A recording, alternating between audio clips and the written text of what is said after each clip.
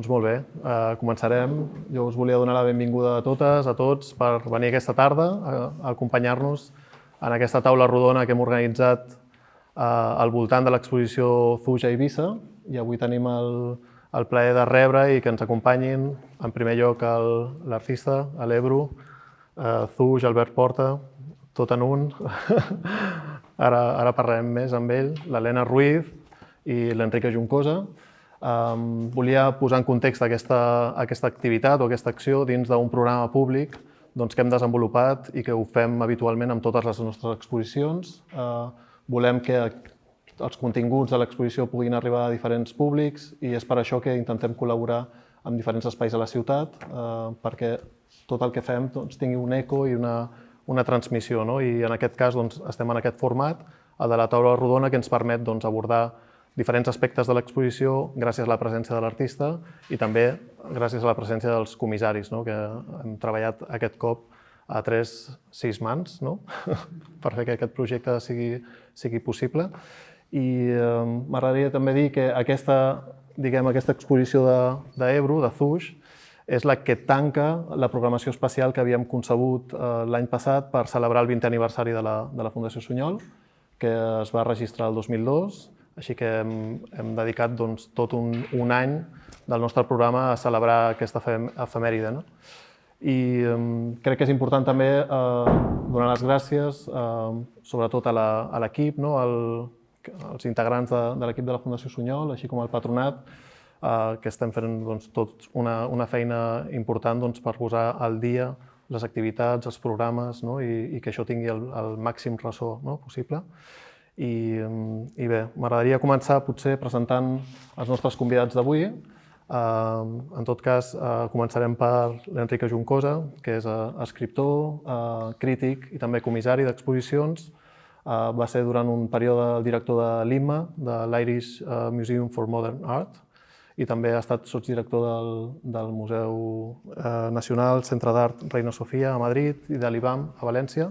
I actualment està comissariant diferents exposicions, no només a nivell nacional, aquí a Barcelona o a Bilbao, però també té en projecte moltes altres exposicions i crec que és interessant. A part d'escriptor, poeta també. Poeta, sí.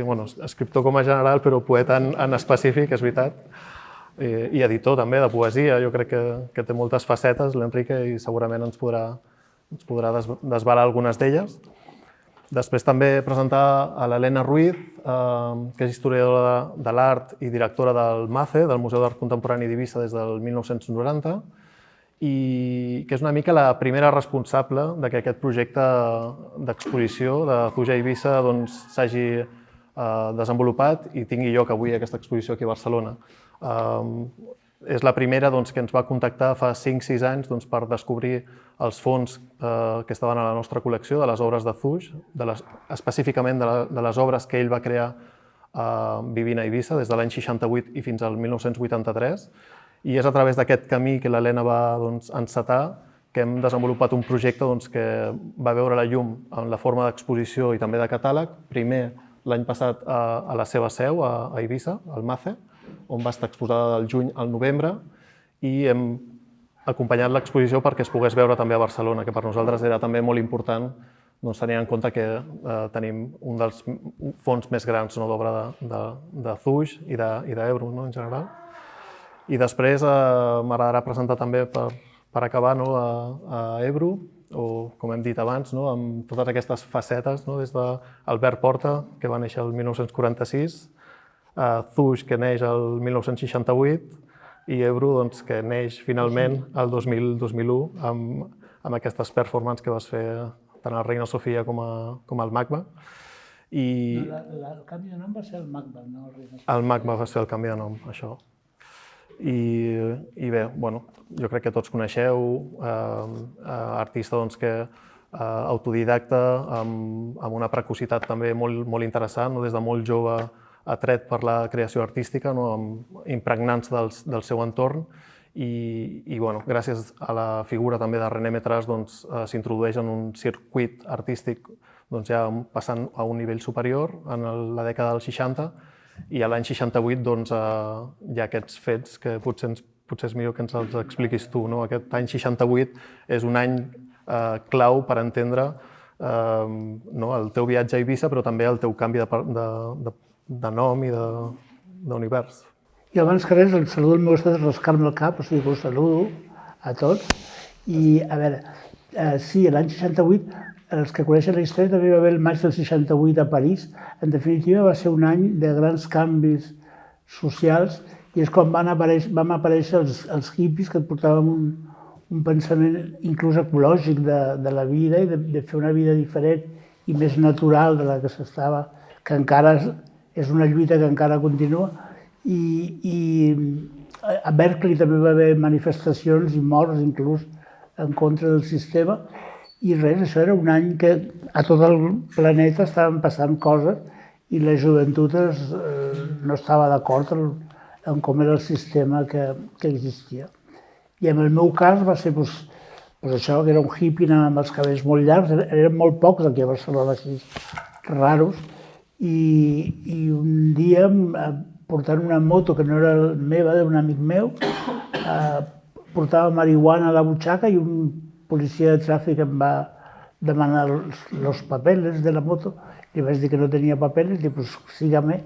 I llavors vaig acabar a la Model per possessió de marihuana i el frenopàtic és aquí al cantó, precisament és molt a prop.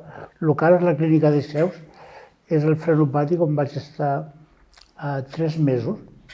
I al sortir d'aquesta experiència, 21 anys tenia, vaig conèixer a les inauguracions del Metràs. Això si compreu el catàleg, que no és que el teniu que comprar, ho explica molt bé el Xavi i tota la meva biografia. Vaig conèixer l'Erwin Vector, que és un artista recentment mort a Eivissa, als 97 anys. A mi m'ha emocionat perquè va vindre a la meva inauguració d'Eivissa i és de les últimes coses que va fer l'Erwin. I l'Erwin sempre em deia, tens que vindre a Eivissa, tens que vindre a Eivissa, ja veuràs com t'agrada. I li vaig fer cas quan va ser la meva emancipació, va ajudar a aquesta situació, a emancipar-me de la meva família. El René Metres em va donar uns diners per poder viure al camp a Eivissa i vaig decidir anar-me'n a viure a Eivissa. I ahir va començar tot això. Les primeres obres que feia, que ja les feia aquí a Barcelona, eren les que veieu a l'entrada amb llum fluorescent.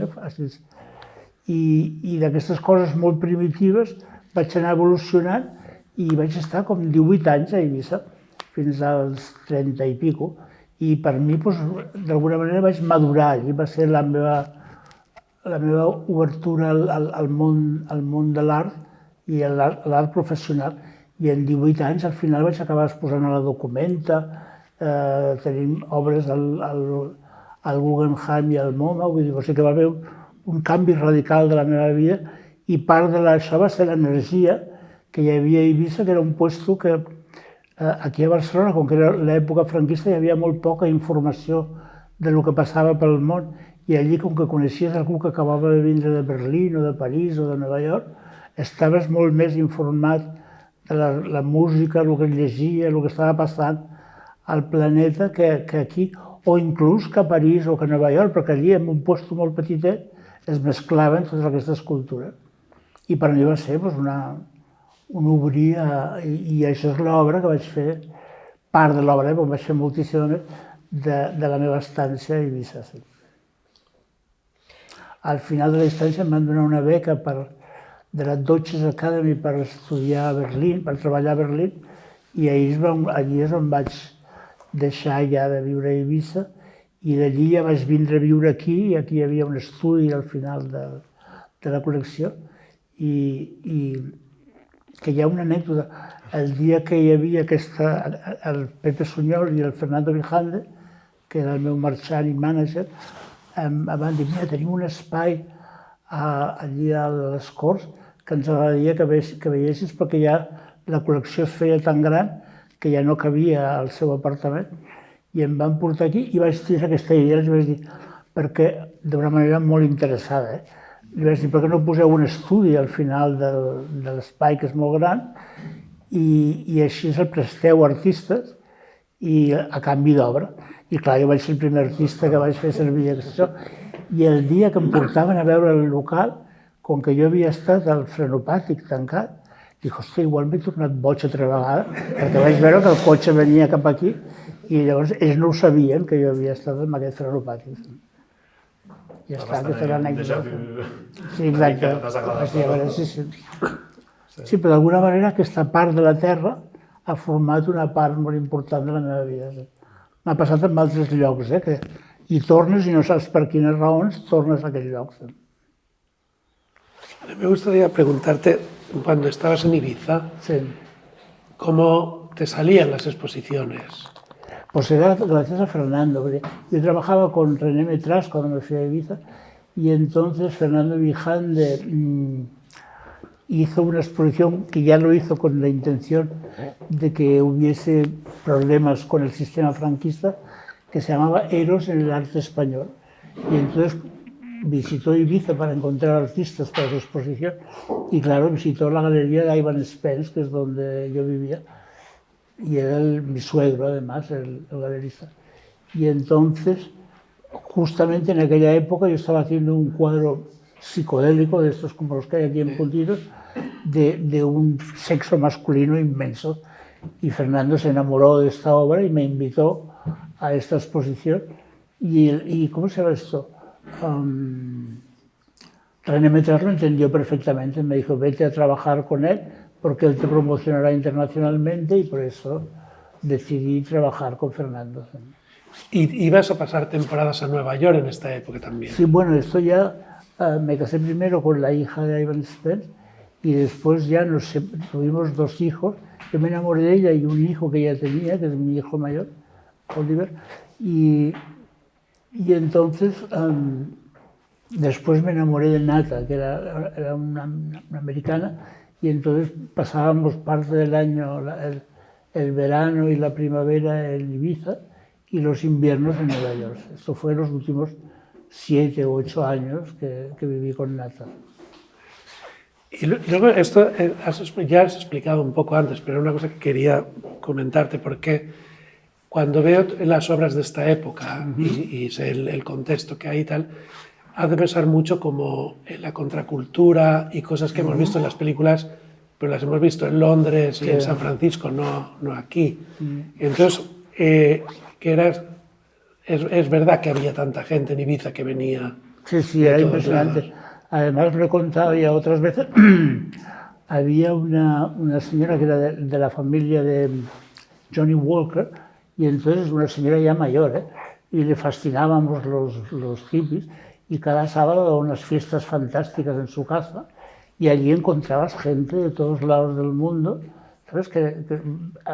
Y era un caldo de cultivo de los últimos discos que se escuchaban, lo que he dicho antes, lo que se estaba leyendo, lo que estaba pasando culturalmente en todo el mundo. Todos los hijos de ricos americanos que no querían ir a la guerra de Vietnam estaban por allí, o sea, había un caldo de cultivo fantástico y fabuloso. ¿Y tú te interesaste antes de hacer la obra por estas ideas o es una cosa que sale a la vez? Sí, bueno, vez? yo ya justo me encerraron por esto, porque ya esto nos venía, pues no sé, de los Beatles, de los Rolling Stones, toda la cultura beat. Yo incluso leíamos a Ginsberg, gracias a un amigo que se llamaba Jordi Galí, que era un artista también. Teníamos un grupo que era Antoni Llenas, que es conocido, Jordi Galí, Silvia Gubert y Ángel Jover. Incluso los libros de historia se llaman el Grupo del Maduixer. Y nos reuníamos todos en la casa de Jordi y Silvia, que estaban casados, y allí es donde pues, fumábamos marihuana, oíamos... Jordi tenía discos fantásticos, los Fox, de Ginsberg. Incluso yo era el único que hablaba inglés y teníamos discos de Ginsberg hablando y yo les iba traduciendo los textos de Ginsberg o de Burroughs, por ejemplo. ¿Y el inglés dónde lo aprendiste? ¿En Ibiza? El inglés, sí, bueno, lo aprendí primero aquí en Barcelona, Berlitz School, muy primitivo, y gracias a estas fiestas y a mezclarme con gente internacional en Ibiza ya lo perfeccioné y ahora lo hablo perfectamente, claro. Pero ha habido una exposición que organizó Pepe Rivas en el Palau Robert hace poco, que luego he estado en Madrid, en el centro, sobre la contracultura en Barcelona o en Cataluña. Y ha tenido muchísimo éxito de público y tal. ¿Tú por qué crees que esta época vuelve a interesar a la gente joven? Bueno, por lo que he dicho antes, porque cada vez hay más interés por las cosas ecológicas, por volver a una manera más natural de vivir, porque la sociedad, incluso lo estábamos hablando antes, yo, por ejemplo, llevo varias máquinas, llevo una máquina aquí en el cuerpo, o sea que ya no somos puramente humanos, y entonces hay que entender, y la juventud se da cuenta de este gran cambio, y los hay que son totalmente cibernéticos, o al contrario, mucha gente joven, yo conozco varios que se vuelven a vivir al campo y son como los neo-hippies de alguna manera. Bueno, en Ibiza hay un poco esto, porque hay mucha gente que se en todos lados. que dan clases de yoga o que son jardineros, sí, hay una serie de profesiones que son como de Ibiza. Yo tengo exayudantes que se han vuelto al campo, en Lérida y tal, para dejar la ciudad y este desenfreno que vivimos de la vida moderna. ¿Tú cuándo llegaste a Ibiza, por cierto? Y yo en el año 84, un año cruzasteis. después de irte tú. Por un pelo. Ya, somos muy mayores. No, siempre que te oigo hablar de lo de cuando te encontraste en René Metras con Ervin Bestol, ¿no? Y te animaba. ¿Tú habías oído hablar de Ibiza antes? No, era Ervin el que me lo descubrió. ¿Pero qué te decía Ervin? ¿Solo vete a Ibiza, vete a Ibiza? ¿Vete a Ibiza por qué?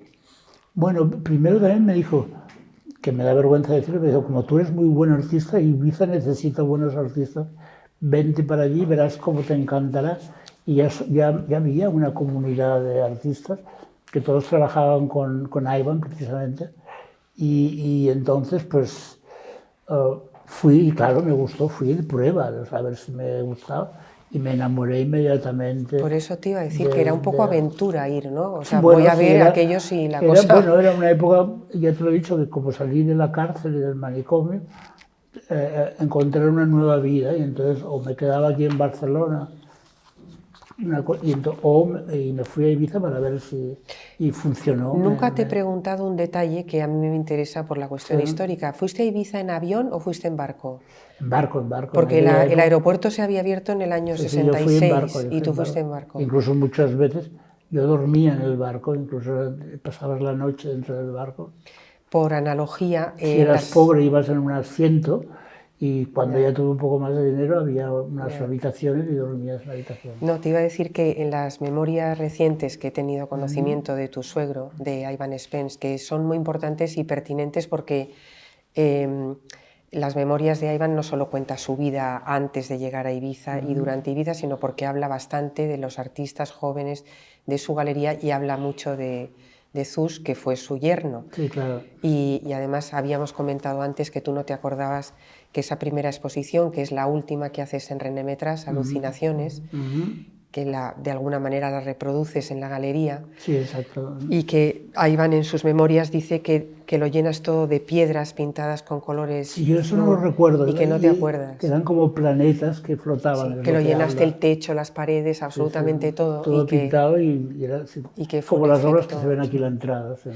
En las memorias, Ivan Spence menciona, que yo te lo pregunté la última vez a un tal Martin, tú me dijiste, es Martin Bradley. Sí, Martin era un pintor inglés buenísimo, me encantaba. Sin embargo, tú con él fuiste amigo, pero no tuviste una relación, por ejemplo, Tampoco fuimos grandes amigos, yo lo conocía porque él visitaba la galería y a Ivan exponía su obra.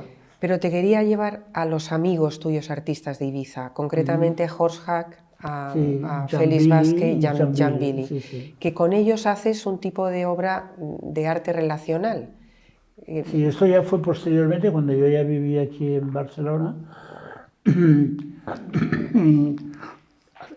Leporello, ¿sabes? Lo que son estos libros como acordeones de los chinos.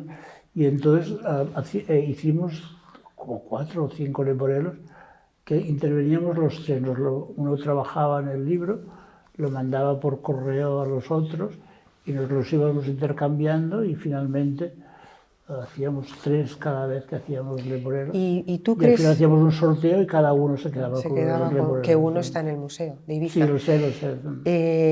¿Tú tienes relación con la obra o sea, te sientes reconocido o influido o eres tú el que influye en la obra de ellos? Porque viendo la obra de ellos, claro que es un imaginario que a lo mejor el público no lo conoce, ¿no? Pero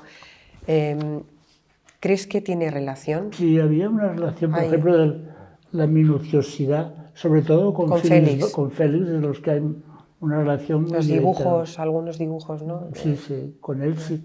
Pero también era aquello como encontrar un alma gemela, no es que nos copiábamos el uno al otro, es que de repente vimos, ay, mira, uno que está interesado por las mismas cosas que yo, así fue. Y con Jan lo mismo, porque había como un caldo, como una cosa que era Y común a los tres. la galería de Ivan, él Porque cuenta... conocía a muchos otros artistas, pero solamente con ellos desconocía. Él cuenta en sus memorias, que no era el tema de hoy, era hablar de ti, pero bueno, busco la concurrencia, ¿no? Que había una enorme vitalidad, lo que tú dices, y que además él exponía a todo el mundo. O sea, en realidad no tenía un criterio, sino que... También sus inauguraciones eran fantásticas, invitaba a gente a tocar música, era como una gran fiesta y se reunía allí toda la gente interesante de la isla, iba a las inauguraciones de Iván. Incluso tenía una mujer que limpiaba después todo. Isolina, Isolina, que era fantástica. Que era sorda. Y cuando veía que yo decía, esto es una república, decía. No había todo el desastre que se había montado. ¿Por qué no nos cuentas cómo fundaste tu estado? Sí, eso iba a preguntar. Fundamental. Es que me gustaría saber si fue una cosa como gradual. No, fue de repente, fue justo al ver que el sistema franquista le metía en la cárcel y en un manicomio por fumar marihuana, que es lo único que había hecho, y llevar los pelos largos, no había... Incluso intentaron aplicar una ley que se llamaba de vagos y maleantes en aquella época. Ahora es peligrosidad social, le llaman a esta ley. Y como no era ni vago ni maleante, trabajaba ya en la gobierno de Metraz y no había hecho ninguna maldad, la única cosa, fumar porros y llevar una moto, que además se demostró que no la había robado, pues no me la pudieron aplicar. Entonces lo que hicieron es que me hicieron una medida de seguridad, le llamaron. Y entonces había un crítico de arte que se llamaba, hace poco que murió, Cesario Rodríguez Aguilera, era crítico de arte y juez. Y entonces entre él y René Metraz arreglaron que en vez de, me querían mandar a Carabanchel a hacerme una cura de desintoxicación, que pagándolo mi familia, que hiciese era una medida de seguridad, no tuve ni juicio. Estaría unos meses en el frenopático para convencerme de que dejara de fumar porros. ¿Sí? Incluso el psiquiatra, el director del centro, ya me dijo, dice, mira, vas a estar aquí 3 meses porque yo no te voy a convencer de nada, tú eres mucho más inteligente que yo y yo no te puedo convencer de nada, pero tienes que quedarte 3 meses para que el juez se piense que he hecho algo contigo, pero tú el resto de tu vida seguirás haciendo lo que te dé la gana. O sea, que ya se dio por hecho que no había más remedio que estuviese allí 3 meses. Ese es el acuerdo al que llegamos. ¿Y el estado dónde lo creaste? El Estado entonces, al salir de esto, pues vi que era una injusticia. Yo no había hecho nada malo, nada en contra de la sociedad. Y perdí, no solamente con España, perdí mi fe en los Estados-nación. O sea, son sistemas que, incluso la educación que nos dan, son para controlar a la población y para hacerlos lo más uniformes posible. Y entonces decidí, pues yo me monto mi propio Estado, con mis leyes, con mi bandera, pero era como un hecho conceptual de alguna manera para demostrar que vivía en un mundo aparte. Y todos tenemos este territorio individual. Yo si hago así me estoy metiendo en un territorio que ya me tendría que dar permiso, ya si la toco no te digo. Y un animal hará lo mismo, marcará un territorio. Y todos los niños tienen esta obsesión de una caja de cartón o cuando se van al bosque generar, cuando te vas al lavabo si vives en familia, también te quedas ahí un rato porque estás en tu propio territorio. Entonces era para explicar este sentido de Estado individual y entonces, claro, tuve que utilizar símbolos de Estado como son la bandera, el pasaporte. Sí, la bandera es un cerebro con un ojo, es el ideal de intentar ver las cosas claras, que aún no las veo claras, pero este era el ideal del Estado. Y entonces, claro, tienes que utilizar pasaportes, incluso mi amigo en París, pues era mi embajador en París, claro. Todos tenemos esta infraestructura. La lengua, sí. La lengua propia. Y bueno, esto también es porque tenía necesidad de escribir en en mis obras y para que no condicionara la visión de la obra, así podía escribir lo que me diera la gana y con mi propio alfabeto. Me generé mi propio alfabeto también. Y eso también fue todo en Ibiza, fue al volver a Ibiza generar el Estado, un alfabeto, todos estos símbolos de Estado diferentes. I això et va servir al mateix temps també per reforçar aquesta xarxa de complicitats, no? Amb Sí, amics, exacte, no? exacte. Aquestes persones que per tu eren importants, no? Familiars Sí, i per amics. exemple, el Fernando Vijana, que era el meu mànager i el meu galerista, era l'Enéstir, el primer ministre, sí. i ministre d'Assumptes Exteriors, perquè viatjava moltíssim i feia assumptes exteriors. com el Tots rei de tenien càrrecs Redonda. molt importants, Sí, clar, inclús rebien diners, i jo els hi feia bitllets fets a mà, en aquella època. Ah, bueno, fets a mà, abans de fer el tiratge Feia també als tocats. als ministres, els hi feia a mà, i després ja vaig editar els bitllets amb els que els hi pagava. Els tocares, que ja... Ara ja és una autocràcia, ja no tinc ministres ni ambaixador, és autocràcia nada más. Antes estábamos comentando, Ebru, que los estudios tuyos, y decías que te encierras, que te gusta estar dentro como un ermitaño, y que el estudio de Ibiza, porque tuviste 2 estudios en Ibiza, ¿no? No tenían tampoco ventanas, ¿no? al campo o a las vistas. ¿Puedes explicar ese deseo de buscar un espacio el estudio que cerrado? tengo ahora lo encontré porque se parecía muchísimo a mi estudio de Ibiza, era como una planta baja, solamente con claraboyas, es donde entra la luz. Mi mujer Yuna dice que es un sitio muy oscuro y no es verdad. Hay una zona oscura y otra zona de luz. Y es porque si tú miras a la naturaleza es tan fantástica que ya no pintas. El pintar es de alguna manera evadirte de la realidad, meterte en tu propio mundo y allí es donde encuentras ideas. Si no, pues no sé, pues lo que hacían los pintores realistas, pintar la naturaleza, es lo único que haces y tienes un estudio muy bonito con ventanas, que veas el sol que sale y todas estas cosas. Yo necesito encerrarme en un espacio. Es un estudio, también es un espacio doméstico para ti. Sí, yo duermo allí solamente con Yuna, somos como novios, nos vemos los fines de semana. Llevamos 30 años juntos, pero somos como novios, solamente nos vemos y cada uno vive en su espacio. Que sinceramente cuando se lo dijo la gente es el ideal, cuando vives en pareja, es o tener una casa muy grande con espacios separados, o como nosotros, que estamos muy cerca el uno del otro y cada uno vive en su espacio. Incluso fui muy melómano y me encantaba la música, incluso hice mucha música, pero ahora vivo en silencio, no me gusta la música, no me gusta oír ruido, y tengo la suerte que vivo en una calle muy tranquila, que no pasan ni coches, y vivo en el silencio, sí, es encantado, estoy viviendo en el silencio. Soy realmente como un ermitaño dentro de una ciudad. Un ermitaño en Ibiza resulta más raro, ¿no? Porque tiene esa naturaleza que invita tanto, ese hedonismo, ¿no? Sí, bueno, pero ermitaños ahora, allí no, allí me encerraba en el estudio, pero luego también tenía una Hacías vida familiar y social. Familiar y de parejas. Ja.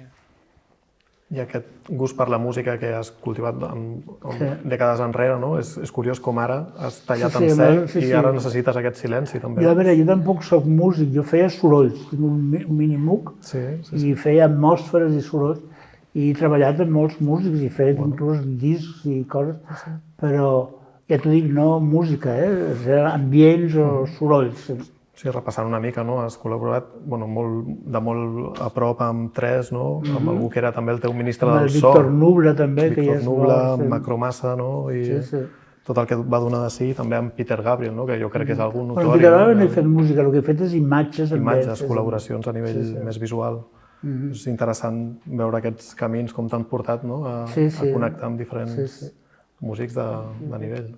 Te han dado un premio en Arco, ¿no? Sí, por arte digital. Por arte digital. Por una obra muy antigua del año 90, era Scanacron, que se llamaban en la época.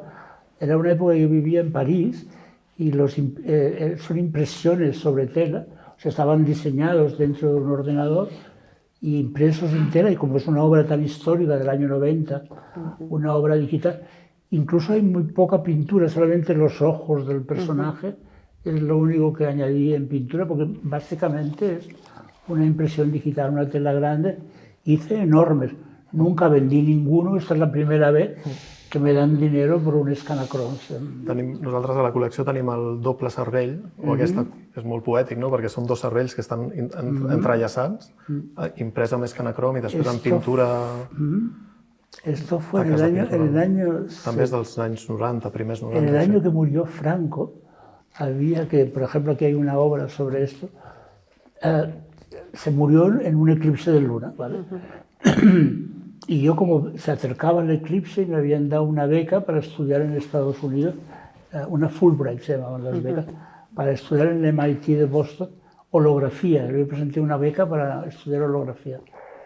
Y yo estoy convencido que lo desenchufaron la noche del eclipse, para hacerlo más histórico, ¿no? Que yo, como los faraones que se mueren. La cuestión es que, como era mi primer viaje intercontinental, incluso pedí una cosa que no hago nunca, tener la ventana al lado tener una ventana para poder ver el eclipse de luna mientras iba.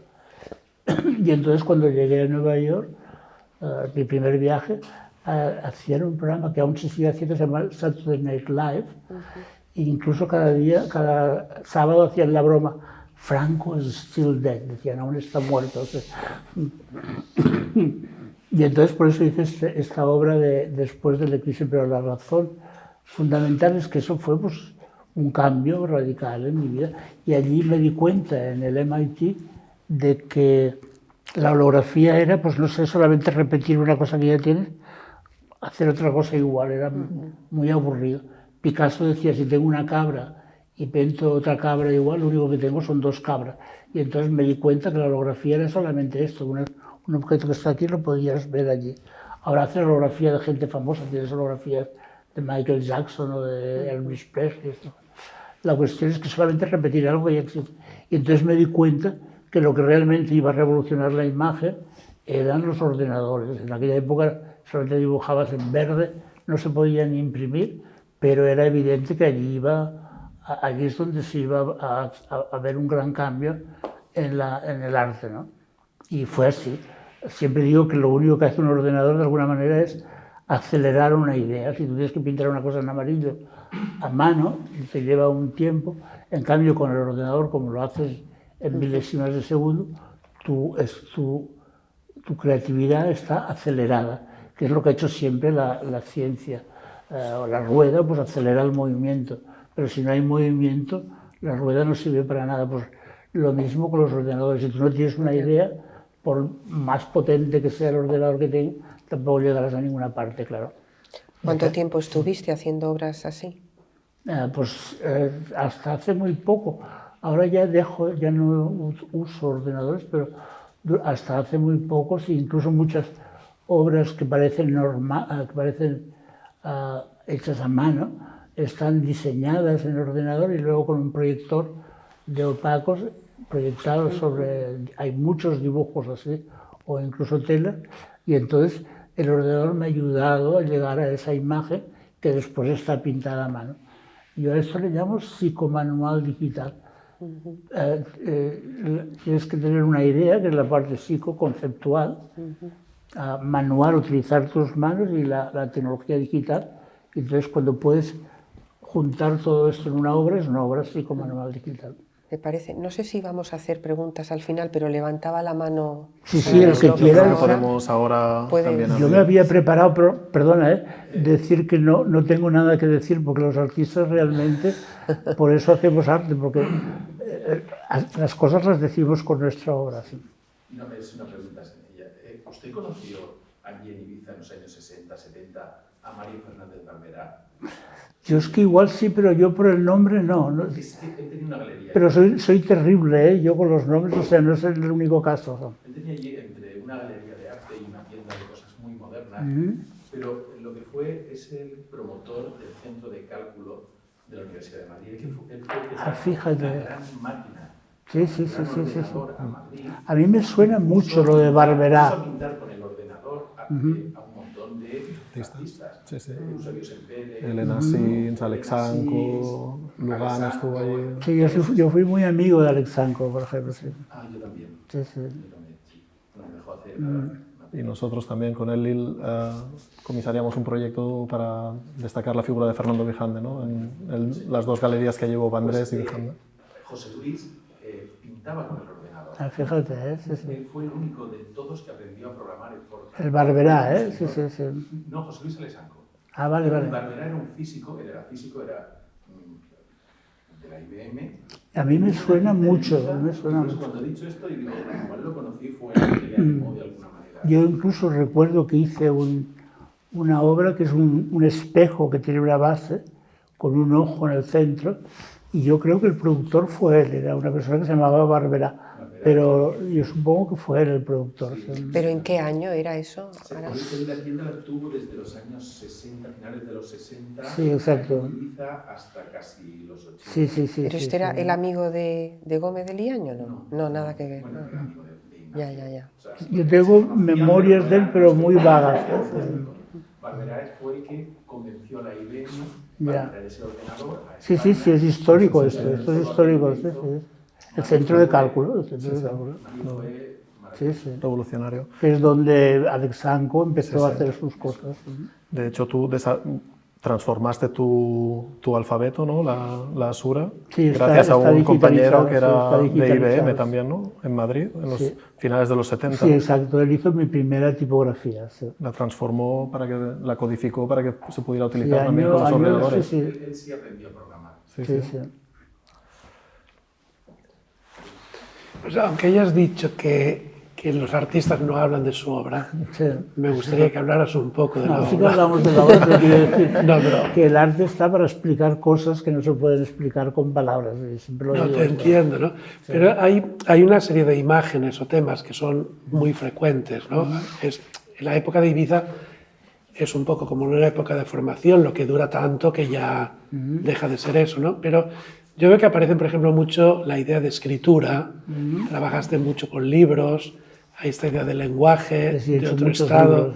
hay mapas también, que es otro tema, Sí. que sugieren viajes, y aparecen mucho, por ejemplo, el ojo y el cerebro, que ya has hablado, y todos parece que son imágenes que nos hablan de significados ocultos o significados herméticos o detrás de las cosas, ¿no? Entonces, todo también tiene un aspecto como de mundo mágico, ¿no? Y es una cosa contracultural también, y tú mismo hiciste unas cartas del tarot, ¿no? Que Sí, están en sí, el sí, MoMA. están en el MoMA precisamente. Entonces, quiero saber si cuando escoges estas imágenes, la de la escritura, el mapa, el libro, el ojo y tal, ¿es una cosa instintiva o es una cosa pensada? ¿Sabes lo que quiero decir? Que no es una cosa... Yo creo que todo es instintivo, ¿eh? No, a ver, de alguna manera todos somos racionales e irracionales. Y de alguna manera, bueno, no de alguna manera, somos esquizofrénicos, o sea, todos tenemos diversas personalidades que se manifiestan. Intentamos fijarnos en una o enseñar una solamente, pero todos llevamos un loco dentro y por eso estamos entre esa frontera entre la cordura y la enajenación, que lo llaman, y entonces todos tenemos estamos en esos dos territorios. Y justo el arte es una manera de poder entender esto. Yo siempre digo que soy como un puente entre la cordura y la locura. En Ibiza alguien preguntó qué significaba tu obra, tú dijiste, o no sé si fue la pregunta exactamente así, ¿no? Pero tú dijiste, yo tampoco lo entiendo mucho. O sea, Pero por eso lo sigo ¿no? haciendo. Me gusta que Enrique haga ese recorrido tan Sí. sistemático, es verdad, por los temas y las imágenes, ¿no? Que luego terminas diciendo, pues no sé muy bien, soy un puente, cojo esa inspiración y no sé por qué termino haciendo Y también estas lo he formas. dicho muchas ¿no? veces que los artistas somos solamente medios. Y yo soy el primer sorprendido cuando acaba una imagen. Qué curioso que ha venido esto aquí, ¿no? O sea, que no lo domino yo lo transmito, ¿sabes? O sea, soy el primer sorprendido. Incluso sigo haciendo personajes que tienen cara y los hay que de repente, después de muchos años, vuelven, ¿sabes? Digo, ay, mira, este que estuvo hace mucho tiempo ha vuelto, incluso ha envejecido o se ha rejuvenecido, ¿sabes? O sea, que de alguna manera le llamarías una locura, pero es una manera de de alucinar, o sea, alucinas haciendo tu propia obra. Pero es como estar en un trance un poco. Exacto, también, esto ¿no? es lo que es, cuando te pones, es como un músico para poder interpretar algo, tiene que estar entrar en un trance, y lo es como los chamanes, de alguna manera.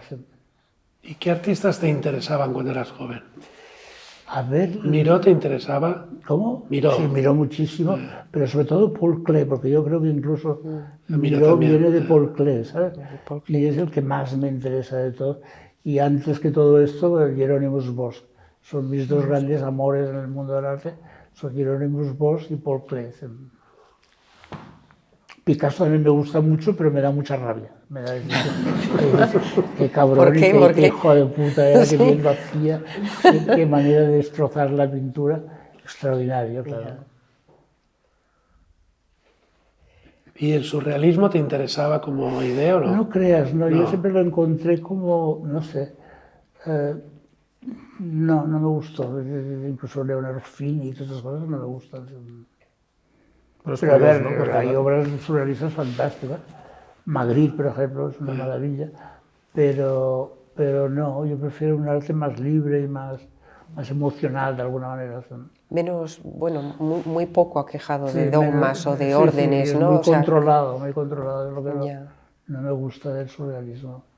Pero ojo, lo respeto y es un gran movimiento, claro. Tú dijiste en Ibiza también una cosa, y no sé si lo dijiste en algún texto, pero que Zus era el creador de un universo mítico, místico, poético o algo No, así. mito poético. Mito poético. ¿Podrías Sí, lo explicar es, eso? Yo pienso que es un poco lo que hace Klee y Miró, justamente, Sí, ¿no? sí. Pero es la idea de utilizar la realidad para transformarla.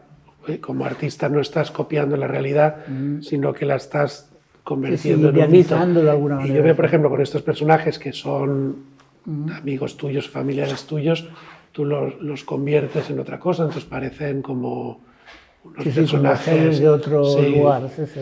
Y eso es lo que yo veo como un mundo mito poético, ¿no? Que transforma la realidad en un mito, ¿no? Sí, sí. O sea, no estás Sí, que es lo que intentando... hacen los escritores, con las palabras que existen ya, hacer algo que te haga pensar de una manera diferente. Yo incluso cuando la gente me pregunta, ¿puedes describir lo que es el arte? Digo, coge un diccionario y mira la palabra tra, ¿sabes? Que es art tra, al revés, y te sale transgresión, trampa, cantidad de cosas, y ahí es donde está la esencia del arte, de alguna manera, de saberle dar la vuelta a las cosas, ¿sabes? De no verlas solamente de un lado. Y en este recorrido es donde ahí está el arte, cuando no es ni esto ni esto, ¿sabes? Es difícil de explicar, pero es esto, darle la vuelta a la tortilla de alguna manera. Pues cuando sale buena. Pues. ¿Cómo ves tú ahora tu obra esta pasada? ¿Qué sensación tienes? Porque has estado en la exposición de Ibiza y aquí... Como que no soy yo, ¿sabes? Que son otros yo. Yo le llamo muertes de mis vidas pasadas. Hice incluso una exposición en la Marlborough de Roma que se llamaba así, La muerte de la meva vida pasada. Y son así. Y todos lo tenemos eso también. Tú no eres como cuando tenías 20 años, eres muy distinto. Y entonces hay que entender esto. Y para mí soy incapaz de pintar una cosa así. Incluso cuando lo veo me sorprende, digo, qué bien pintabas, qué precisión. Ahora ya no sabes hacer esto. Bueno, te lo dijo porque ya no soy esta persona. Te lo dijo Erving Bestol, ¿no? Sí, Este verano cuando sí. visitó la exposición con sus 2 metros de altura y vino conduciendo, sus 97 años a mí me emocionó, y se quedó delante de los cuadros grandes, ¿no? del eclipse sí. Y te dijo verdaderamente, eres un gran gran pintor, artista. ¿no? Un gran artista, como si fuera una figura bíblica, ¿no? Sí, pero para mí, te digo, soy el primer sorprendido, ya no lo sé hacer esto. Sí. Explica también cómo te cambiaste de Zus a Ebru. A ver, esto y si eso cambia la obra también o no. Esto es porque hice una retrospectiva en el Reina Sofía, se llamaba La Campanada, que después vino al MACBA, estos años 2000. Y entonces para mí era como un examen de conciencia de que todo lo que había hecho durante toda mi vida de repente se veía de golpe en el Reina Sofía y en el MACBA. Y entonces pensé, esto es como el fin de un ciclo, ¿no? O sea, pues ¿qué voy a hacer? seguir siendo Zuz, qué aburrimiento, ¿no? Pues voy a intentar encontrar a un nuevo artista, enterrar a Zuz, dejarle aparte y empezar algo nuevo para que realmente he fracasado, sigo siendo como Zuz, ¿sabes? Digo que soy como un discípulo de Zuz. Incluso hay una anécdota muy bonita, como yo se lo dije a Borja, que ahora es director del Reina, que ahora deja de ser director. Ya ha dejado. Rafael Borja. Ya ha sí. dejado. Sí, bueno. Sí. La cuestión es Manolo Borja. Manolo Borja, perdón. Se lo dije a él y que quería cambiar de nombre. Y entonces Manolo era el director del MACBA en aquella época y me dice, va, pues como haces tu retrospectiva aquí, ¿por qué no cambias aquí de nombre? Y dije, pues venga, va, me apunto. Y entonces incluso Iranzo, que ha muerto hace poco, llevaba pelo en aquella época y con tinte en mi alfabeto me puso Ebru aquí detrás. Y Manolo me venía a ver a mi casa, yo tenía una casa dentro de la exposición, y entonces me venía a ver a mi casa y me dice, ¿cómo te vas a llamar? ¿Cómo te vas a llamar? Y yo decía, mira, sí, que yo no entiendo tu alfabeto. Y yo decía, pues mira, aprende, pero me voy a llamar así. Y entonces el día que desaparezco hicimos un concierto, vinieron 500 personas, fue extraordinario. Y entonces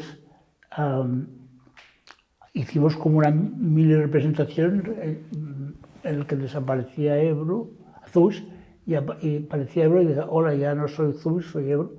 Y entonces esto era en el tercer piso del museo, y entonces un guarda de seguridad me bajaba abajo y entonces iba a la sala de juntas que tiene el museo y allí me reencontraba pues con Yuna y con Borja.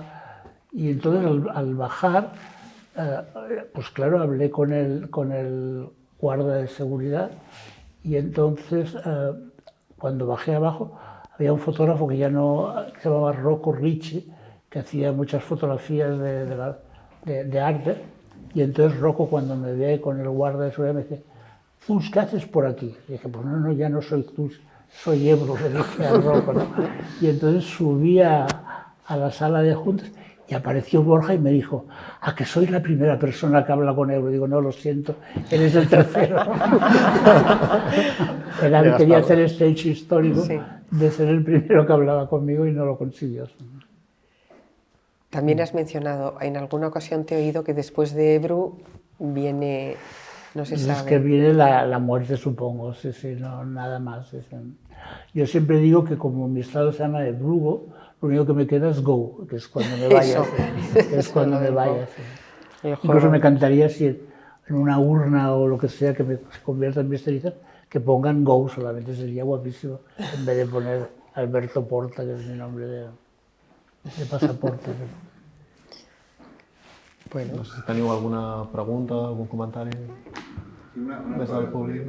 Digue'm. Quan vas fer aquell projecte de la Casa de la Moneda, sí. Un bitllet, sí. que eren sobrineres de la Cruz, sí. Allò, vull dir, mai més se n'ha sabut res, no? Perquè allò hagués pogut... Pues no, ha quedat al Museu de la Casa de la Moneda. Sí. Ah, està allà? Sí, clar, tots els projectes que es fan allí queden guardats allí. I també vaig fer un altre projecte que era Elcano i Magallanes, eren coses del quinto centenario. I el Magallanes i Elcano van fer la primera volta al món i eren un dels personatges. I el director de la Casa de la Moneda era un senyor que li faltava un ull, no tenia un ull.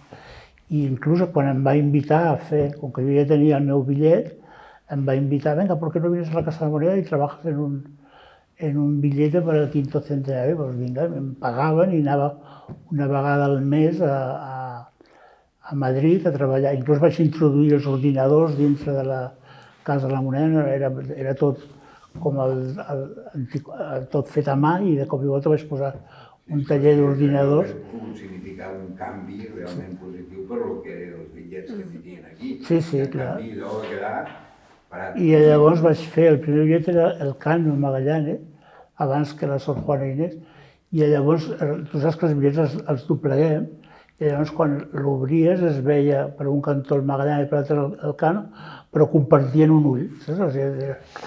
I clar, el Mariano Rubio, no sé si us recordeu, que era el president del Banc d'Espanya, doncs anàvem amb el director de la Casa de la Moneda i jo amb una carpeta així tota rimbombant, endaurats i tal, amb els meus projectes dintre, i el marino va dir: un billete con 3 ojos, esto jamás.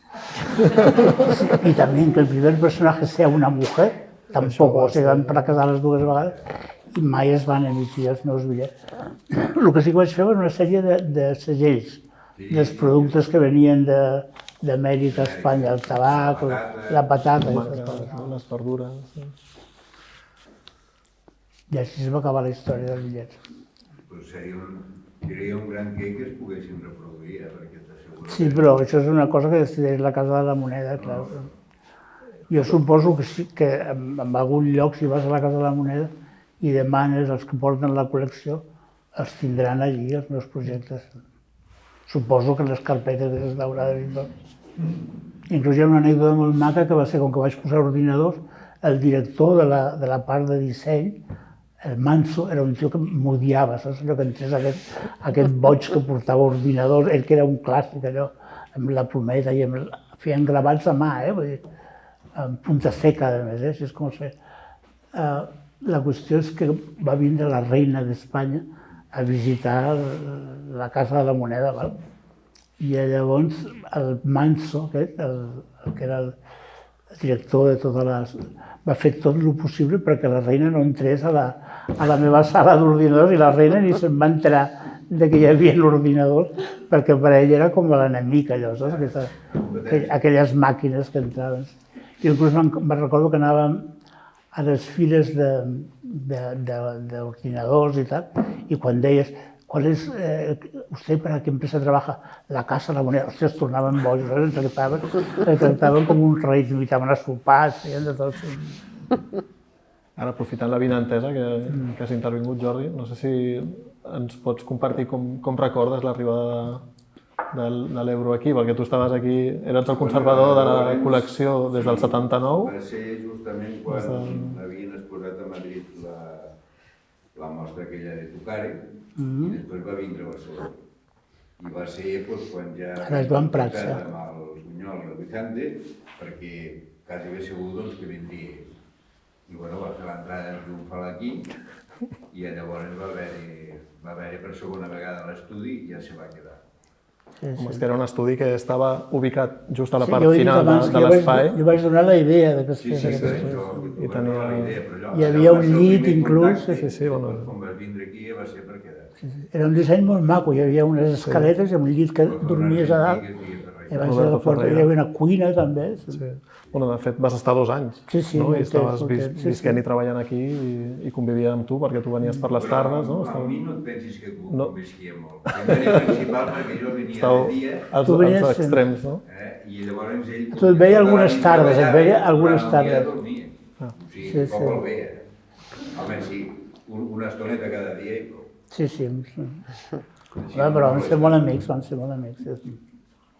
Inclús hi vaig tindre una guerra amb el Pepe Sunyol i ell és el que estava al mig de la guerra. I era perquè ocupava el seu territori, saps? O sigui, i era un invasor, saps? Invadia la col·lecció amb les meves obres perquè s'assequessin i ell s'enfadava moltíssim i el pobre Jordi estava entremig i el que rebia les bronques. Com li deixes posar aquestes coses quan vinc a ensenyar jo la col·lecció als meus amics i tal.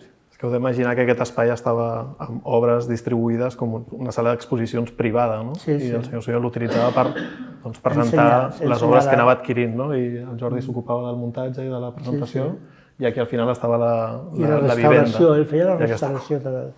Sí. I la teva relació amb el Josep Sunyol? Això va ser fantàstic. Va ser a través del Fernando Vijande, perquè ells eren molt amics, i va ser extraordinari.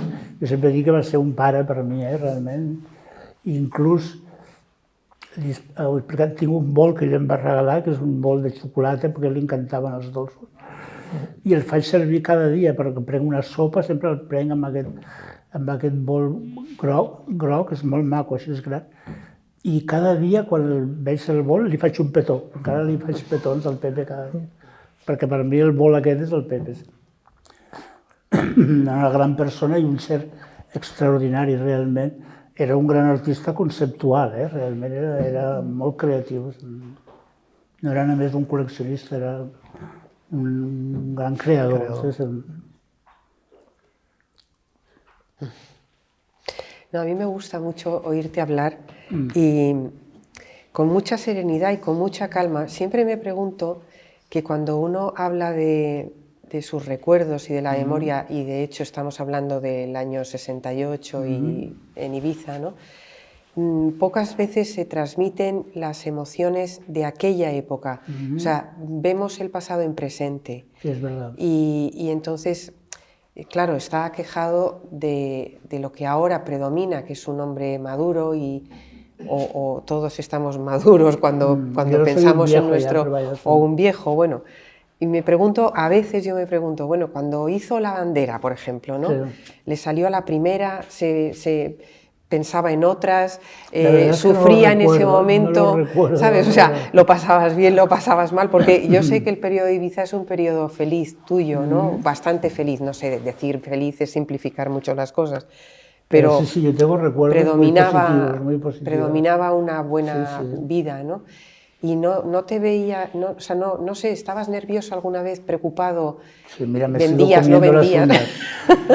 ¿Cuántos años tenías cuando hiciste estas obras? Muy joven, ¿no?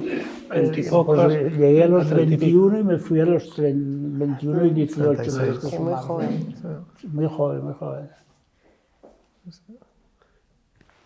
Sí, pero con los artistas conocidos, cuando ves la obra, nunca piensas que están hechos con 22 años. No, claro. El señor que conoces. Es que la distancia se elimina, la distancia temporal, y entonces ahora ves las obras, pero te ven a ti, y entonces uno piensa, este señor ha hecho esto, no, hizo eso y era muy joven cuando lo hacía.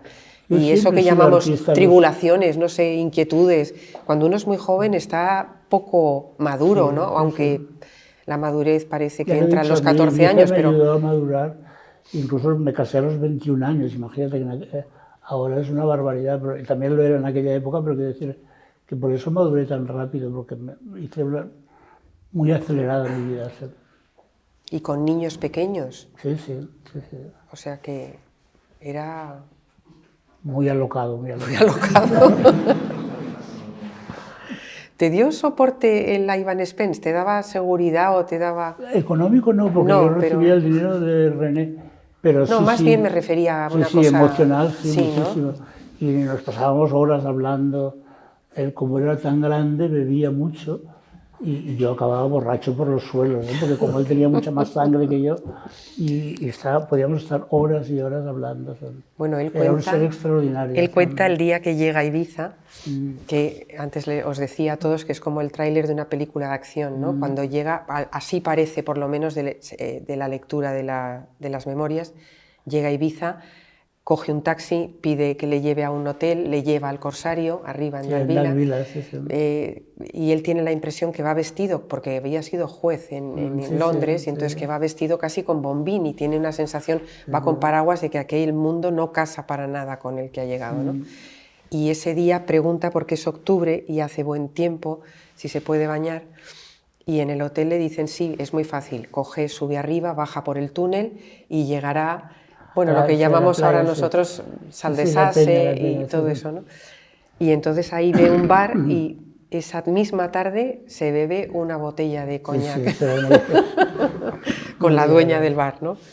O sea que bebía mucho y estuvo enfermo además de beber. Sí, claro. Él incluso me contaba que en la Segunda Guerra Mundial, en una bañera que tenía, porque él era de inteligencia, para descodificar los códigos de los mensajes que mandaban los nazis. Cifrados, sí. Y tenía un piso en Bruselas y en la bañera él mismo se hacía su propio alcohol, se fabricaba su propio alcohol. ¿Y el juego del tarot que está en el MoMA, cuándo lo compraron? ¿O cómo lo compraron? Fue Gloria Kirby, que era la socia de Fernando Vijande, lo regaló al museo, pero era cuando el director era Kingston McShane, que ha muerto hace poco, un hombre de color. Yo le conocí. Y entonces él se enamoró de las cartas del tarot, que también habían estado en Documenta, y es donde se hicieron famosas. Y entonces el Kingston McShane con una donación que hizo Gloria Kirby, que además fue complicada porque Fernando y Gloria se separaron y mis cartas del tarot, una mitad se quedó en la colección de Fernando y la otra mitad en la de Gloria. Entonces Gloria compró a los hijos de Fernando la parte que era de Fernando, que son 5 piezas, me parece. Y entonces es cuando la donó al museo, cuando consiguió volver a juntarla. Bueno, hizo una exposición en el 84 que se llamaba An International Survey of Painting and Sculpture, que estabas tú. Sí, y estaba Barceló también, que era una exposición del del porque estaba Zeitgeist de los Duchamp en 80. esta exposición también. No sé si hay más intervenciones, Más preguntas, más preguntas, curiosidades. Sí. Quería preguntarte de la función del arte para el artista como persona, como ser humano, y la función del artista en la sociedad. De alguna manera, ya lo he dicho antes, es para... A ver, el artista es una emoción... Siempre digo que todos llevamos un artista dentro, todos los seres humanos. Siempre digo que somos artistas, científicos y místicos. Todos los niños cantan, pintan, bailan, se inventan historias. Todos los niños hacen experimentos con el agua, el fuego, hacen experimentos en la parte científica y todos pensamos de dónde vengo y a dónde me iré cuando muera. Esta es la parte mística. Y entonces lo difícil es encontrar una armonía entre estos 3 territorios. Yo me he dedicado más al arte, ¿no? O sea, un científico se dedica más a la ciencia, pero de alguna manera todos tenemos estas 3 partes. Entonces, el artista lo que hace es, la gente que no practica el arte, pues se identifica, o sea, el artista que llevan dentro se identifica con lo que ha hecho el artista y eso es lo que le hace que le guste o le desagrade una obra, porque encuentra complicidades en lo que ha hecho el artista. Y entonces el trabajo del artista es pues generar, yo no puedo decir ni imágenes, generar emociones, y entonces tú cuando vas a ver arte, pues como cuando vas al supermercado, cada uno coge lo que necesita de aquella obra. O sea que la obra cuanto más universal es, más sirve a la sociedad para coger lo que quieran de esa obra. En el momento, o sea, en el proceso creativo, esa mirada obviamente está hacia adentro, pero también está dirigida a transmitir. ¿Puedes hablar más alto porque no te oigo? Digo que es la mirada al momento en el que estás creando, Sí. obviamente está dirigida hacia adentro, pero con voluntad de compartir afuera. Sí, ya te he dicho que yo soy el primer sorprendido, lo he dicho antes. Cuando veo las obras digo, ay, mira, esto es increíble que yo lo he hecho.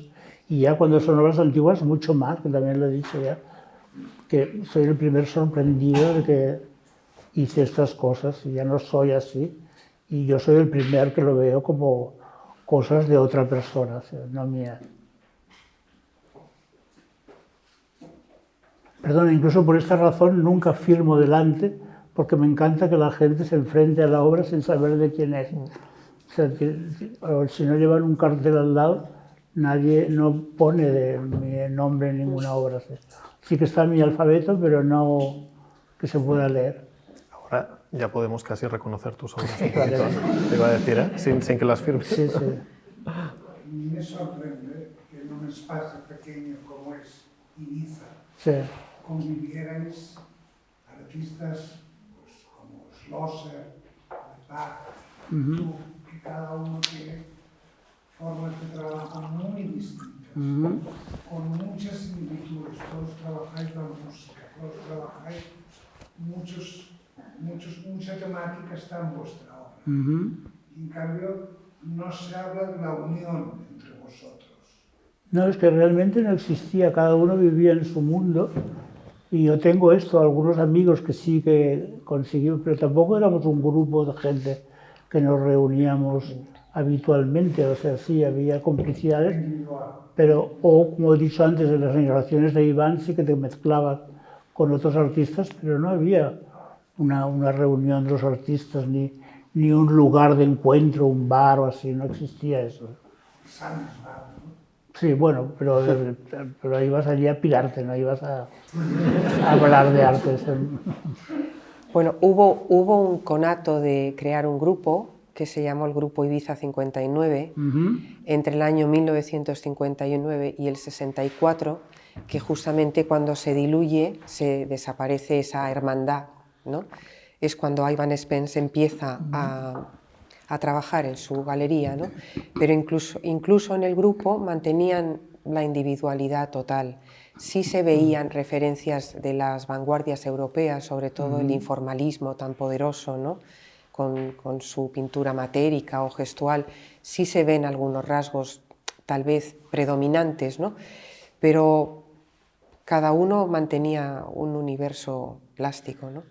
Lo que sí es verdad es que desde los Ibiza es un lugar donde han confluido artistas principalmente después de la Primera Guerra Mundial y después de la Segunda, de muchas partes del mundo, y significaba algo como un paraíso, ¿no? En donde se podía crear. Es una magia única que tiene. Y vivir, porque lo que te Yo creo que decía, incluso es una razón electromagnética, de alguna manera.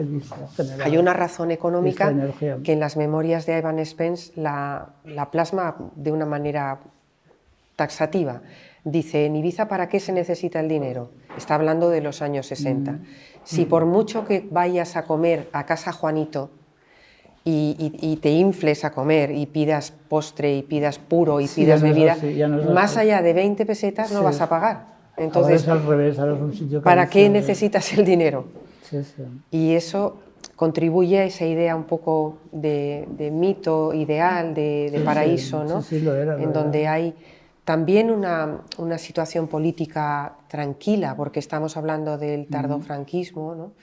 Y yo he preguntado y he investigado a muchos artistas si alguno había sentido presiones políticas o de algún tipo, y nadie, absolutamente nadie. No, nada. Es más, hubo un personaje interesante, un policía secreto, de la secreta, que era hermano de Gómez Perales, el pintor, se llamaba Lamberto Gómez Perales, y este había sido destinado a Ibiza en la época del grupo para espiar posibles disidentes en el mundo de los artistas, pero su hermano le había ya dicho, pero si la gente que hay allí, yo conozco a algunos, son buena gente, hombre, nadie va a hacer nada, aunque sean comunistas, o sea, no son delincuentes, ¿no? Y de hecho Lamberto jamás mandó un informe a Madrid contrario, pese a que la ideología política de estos, por ejemplo, del Grupo 59, era decididamente y declaradamente de izquierdas, ¿no? Y varios eran huidos de la Alemania nazi, Erwin Bronner y Katia Meiros, que eran judíos, o de familia judía. Americanos también. Iván tenía amigos que habían sido perseguidos en Estados Unidos por ser comunistas y se iban a Ibiza, gente ya mayor, incluso gente de la generación beat, o sea, ya fueron a Ibiza. Yo tengo la sensación, y este Lamberto, por ejemplo, murió en Canadá y luego dejó a las hijas dicho que sus cenizas las esparcieran por el Puig des Molins, la necrópolis púnica, porque él había vivido en uno de los molinos que están en la misma zona, ¿no? Sí, Francesc.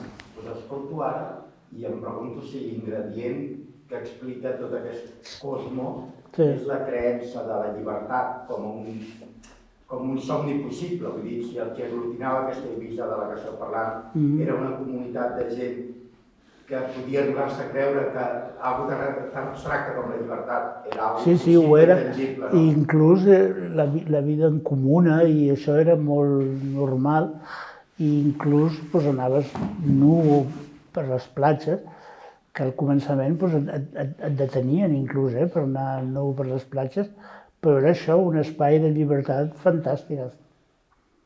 I avui Jo la veritat és que avui he anat, però no... He anat només això quan he tingut l'exposició, ara ja és totalment diferent, però també tot el planeta ha canviat, Espanya tampoc és, o Catalunya no és com era abans, i hi ha que acceptar això, que el món evoluciona i canvia. És molt romàntic pretendre que totes les coses siguin igual que abans, i mira, els que vam estar-hi vam tenir aquesta sort de poder-ho viure, però cada època té el seu, i una persona ballant en una discoteca també està en un estat d'èxtasis i s'ho passa molt bé, vull dir que no... Hi ha que aceptar totes les maneres de ser. El sábado pasado presentamos en la Casa Bronner, que es la casa que Erwin Bronner, un uno de los miembros del Grupo 59, arquitecto y pintor, la reedición del catálogo que había hecho el Colegio de Arquitectos. Y había muchos arquitectos, porque reivindican mucho la figura de Bronner, arquitecto, pero también era pintor. Y los arquitectos, alguien preguntó si seguía vigente la arquitectura de Bronner, que está muy influida por las ideas de la nueva arquitectura de Stuttgart de los años 40, 50, también Mies van der Rohe, luego la Bauhaus, etc. Y también por la arquitectura tradicional ibicenca, que es muy minimal también. Sí, pero el decano, fíjate, del colegio dijo, es que claro, la arquitectura, porque Bronner como arquitecto no tuvo mucho éxito. O sea, en los años 30... en Ibiza muy difícil. Muy difícil. En los años 30 hizo un edificio público de baños en la playa de Talamanca y no sé, algo más, pero no me acuerdo. Pero luego es en los 60, cuando vuelve la segunda vez, es cuando construye las casas que construye y son todos amigos o personas del mundo del arte, de Esmela, el galerista de Josep Beuys y, bueno, gente así. Y claro, los arquitectos decían, es que para construir hacen falta ser respetuoso con las normativas, ordenanzas, leyes, etc. O sea, la arquitectura precisa de márgenes legales, pero para pintar no. Para pintar, en respuesta a lo que usted decía de la libertad, o sea, lo que necesitas es el espacio ese de ermitaño al que Ebru apela, ¿no? Y la libertad es, no sé, o sea, no te va a venir una ley a decir, bueno, sabemos de casos, no quiero entrar en ese territorio de cuando los totalitarismos han prohibido determinadas expresiones, ¿no? Pero yo creo que en Ibiza, ¿no? Que a veces lo hemos pensado, el franquismo o el tardofranquismo, y les importaba un pito quien pintaba lo que pintaba. Yo creo que les pasaba absolutamente, les daba igual, o sea, nadie ejerció una censura contra la expresión artística, ¿no? Allí. Porque era un pueblo, ¿no? Sí, Ibiza. O a lo mejor fueron precisamente porque era un pueblo y aquí vamos a pasar desapercibidos, no sé, ¿no? Pero incluso se daba... Como he dicho antes, un pueblo cosmopolita, ¿eh? Cosmopolita. No era como la idea que tenemos de un pueblo, ¿no? Pero vamos, también se dio la convivencia amistosa entre artistas, por ejemplo, costumbristas y muy conservadores, los Puget, con los más vanguardistas, con los jóvenes modernos, y era una convivencia pacífica, ¿no? De respeto, ¿no? Más o menos. ¿No? Tú no te encontraste nunca con nadie que te dijo, pues usted al frenopático de Ibiza. Por favor. Nadie te dijo nada, ¿no? Ni pasabas por un raro tampoco, ¿no? O sea, era normal. Que era bastante raro lo que hacías, ¿eh? Pero yo cuando me dicen raro, digo, pues gracias, porque rareza es un diamante raro, quiere decir que hay muy poco de aquello. Y tiene una connotación negativa, pero es muy bueno ser raro, es que eres muy único, ¿no? ¿Alguna pregunta más? Porque yo creo que ya estamos... Pues muchas gracias por venir. Sí, muchas gracias.